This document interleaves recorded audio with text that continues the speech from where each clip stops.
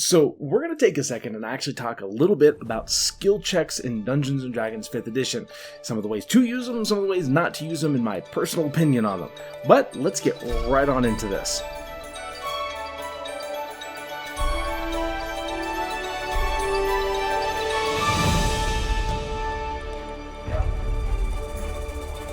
The first thing about skill checks in D&D is that I kind of have a controversial take, and this goes a little bit to the game mechanics and allowing my players to shine with the character choices they make.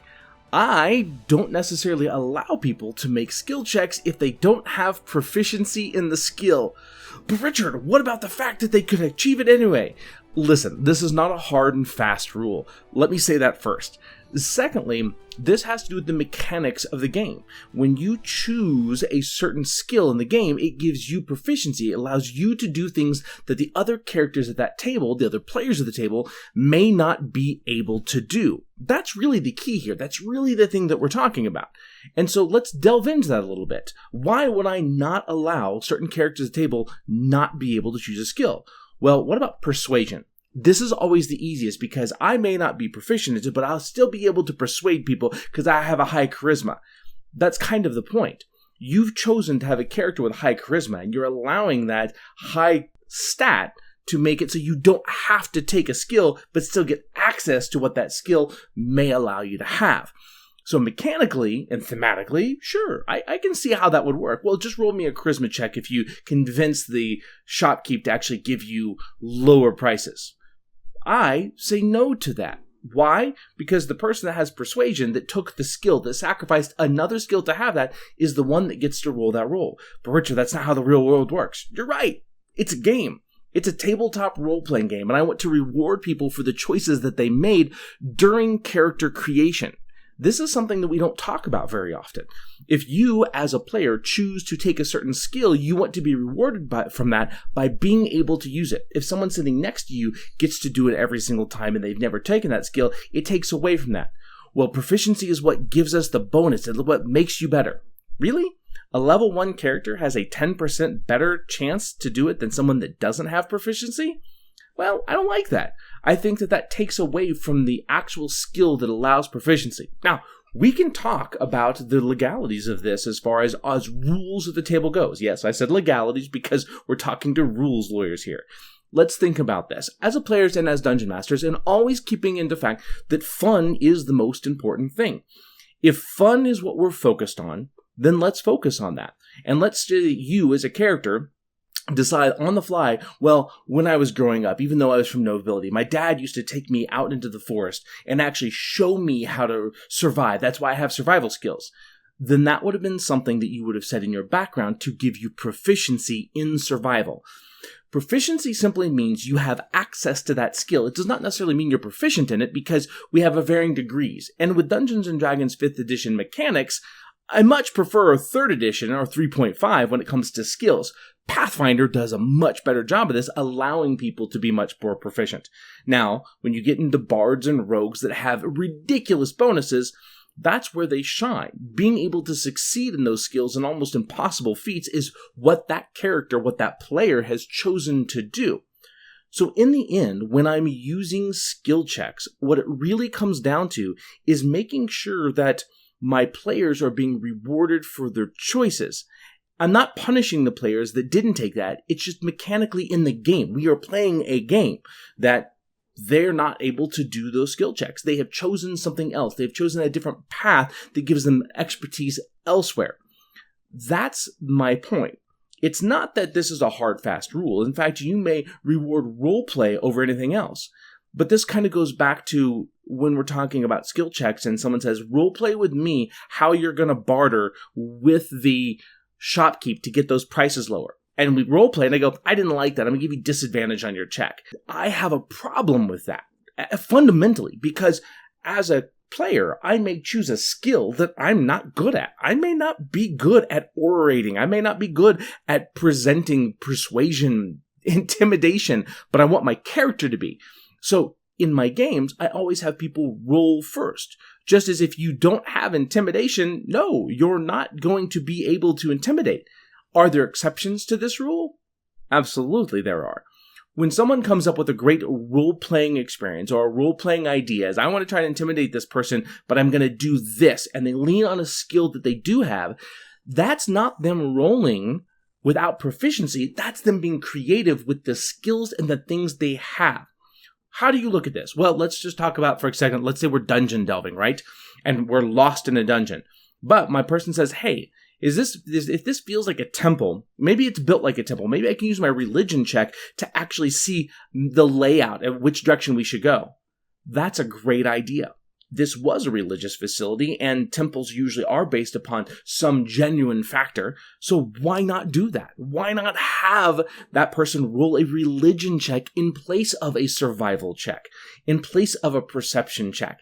There's nothing wrong with that. Creative use of skills is where I deviate from this norm. I don't mind someone coming up with something beautiful saying, hey, wait a second, this is an abomination. Will I have studied this in my arcane? Yeah, maybe. Roll an arcane check for me. I love that concept. So even though I may not let you roll intimidation, if you don't have intimidation, I could let you roll religion. If you know that someone follows a specific religion, you could use religion to intimidate them because of your understanding of that religion. That's a beautiful understanding. Or using history to intimidate someone because you know they were part of a war that happened 5 years ago, and you know something specific that may frighten them. There's all sorts of ways to not have to have proficiency and still get to be able to contribute to the problem. So that brings us to another point of skill checks is there's not always one right skill check. Yes, we could roll athletics. We can roll, acrobatics. Those may be saves in specific situations. And yes, it would be very difficult to come up with history and religion to be able to use in those, but I'm still always willing to listen. When it comes to someone trying to use their skills creatively, I will even help them attempt to do that.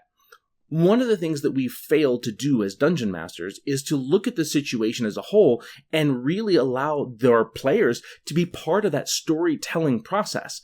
That's a big deal. So when you're doing this, when you're using skills, remember something. We want to reward the people that have chosen certain skills to the table. It's not that we're punishing those that didn't. It's that they don't have that. And so coming up on the fly of why you would be able to roll a check, well, if that happened to you, that would be a skill that you would have chosen in a background. You would have taken the scholar feat. You would have taken the huntsman feat.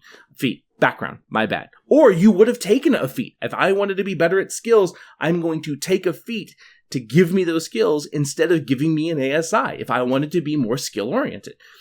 So in our games, we as the Dungeon Masters have to communicate with our players on how we're going to use skills. And this is just an idea. This is not a concrete, hard, fast rule. And I think breaking this idea can always be the right term of saying, hey, I'm not proficient in persuasion, but we've been friends with this, barkeep long enough to where I want to ask him for a discount on the rooms. Okay, roll me a charisma check, right? Now, it's not that I'm saying you can't ever persuade someone. I'm saying if you walk into, this is just my take as a dungeon master in my games. If you walked into a shop for the first time and you want to persuade someone to give you lower pricing, that's the persuasion skill. I'm not going to allow you as someone that does that. Now, will I allow you to roll a charisma check? Yeah, I will. And what happens is if you roll low on your charisma check, you're going to irritate the guy.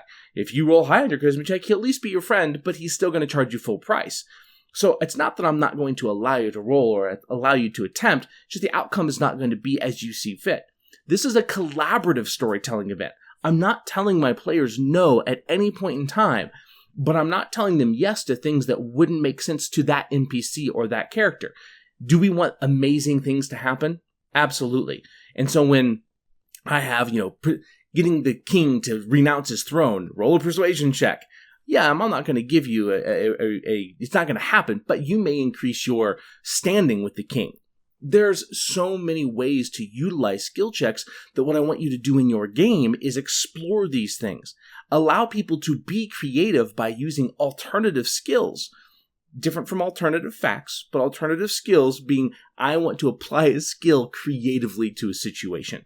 You may be encountering something in nature, but it's an abomination. It's a monstrosity. And while survival would be the right skill check to determine something, maybe religion is too, right? Maybe this creature has some sort of standing in religious texts, and there's myths and legends about it in those religious texts, so rolling a religion check would also be fitting. Why not? Especially if you're in some place like it's an undead creature. Absolutely, religion fits. So just remember that. It's not that you're saying no when someone doesn't have a proficiency, and it's not that you're always saying yes. It's allowing players to be creative in the situation, and encouraging players, and also setting the right expectation. But in the end, you as the Dungeon Master have to determine with your players what type of skill game you're going to run. In mine, if you choose Proficiency, it allows you access to choices you wouldn't normally have because of the game mechanics. Not only do I play a role-playing game, a TTRPG of collaborative storytelling, I also play a game that has mechanics. And not only do you understand those mechanics, so do the individuals in the world. And what do I mean by that? Do they understand persuasion checks? No. But they understand when certain things happen, certain things go a certain way. If you catch my drift. More like a lit RPG, where the mechanics exist in the world, but you have a different perspective because you're an outworlder. It's an interesting take. What I want to know is, when it comes to skills, do you like, as a player, being able to roll off of your skill chart?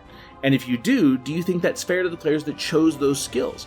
I'd really like the conversation open up about this. My mind is pretty set in this, as in, it's fluid at my table, and if you don't have the proficiency, I'm probably not going to allow you on something that would require proficiency. However, will I still allow you to be creative with skill usage? Absolutely. In fact, I'll encourage it and possibly give you nudges in the right direction. And guys, as always, it's great to see you again, and we'll see you when? We'll see you next time.